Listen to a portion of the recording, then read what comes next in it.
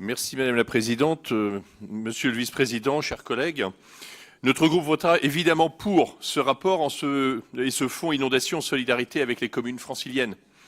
Juste un mot, et cela a été rappelé à de nombreuses reprises dans notre hémicycle, un certain nombre de maires et d'habitants franciliens sont inquiets. Ils sont inquiets parce que nous avons en effet subi 2 épisodes de crues et d'inondations en 2 ans. Comme vous l'avez signalé, Monsieur le Vice-président, les météorologues nous confirment que la situation peut se reproduire dans les mois, les semaines, voire les jours à venir. À ces défis de la nature, oui, en effet, la région répond présente, avec rapidité et solidarité en déployant ce fonds d'urgence, d'ailleurs dès ce jour. Mais dès lors, pour nous, se pose la question du rôle de l'État et de son dessaisissement des missions pourtant régaliennes parce que touchant à la sécurité civile. À ce titre, l'exemple de la gestion des milieux aquatiques et la prévention des inondations, la trop fameuse GEMAPI, entrée en vigueur au 1er janvier 2018, soulève de nombreuses questions en matière d'organisation, de transfert de responsabilités et de transfert de charges. De fait, l'État devrait assumer ses responsabilités. Il devrait procéder en urgence aux ajustements nécessaires pour répondre à la gravité des enjeux des changements climatiques qui s'imposent désormais à nous. Il devrait rectifier sans plus attendre sa trajectoire afin de remédier aux dysfonctionnements dans le traitement de ces risques.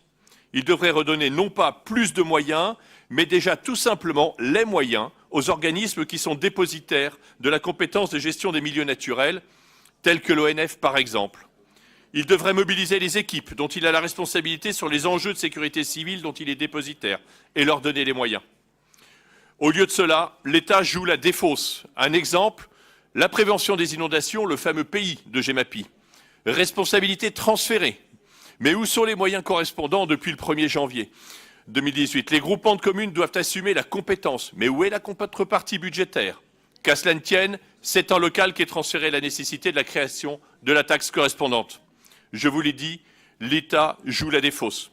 Comme sur tant d'autres sujets, l'État a-t-il l'ambition de laisser les élus locaux, surtout en milieu rural, se noyer ?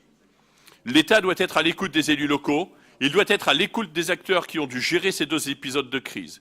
Il doit tenir compte de leurs observations. Face à l'urgence de la situation dans laquelle l'État abandonne, je dis bien abandonne ses territoires, et notamment ses territoires ruraux, la région, à contrario, une fois encore, accompagne et répond présente. Nous ne sommes pas dans la gesticulation politicienne ni dans la communication stérile parce que hors sol, écouter, décider, agir et bien sûr évaluer. C'est comme cela que nous concevons l'action de la région. C'est pour cela que nous voterons pour ce fonds d'urgence inondation. Je vous remercie.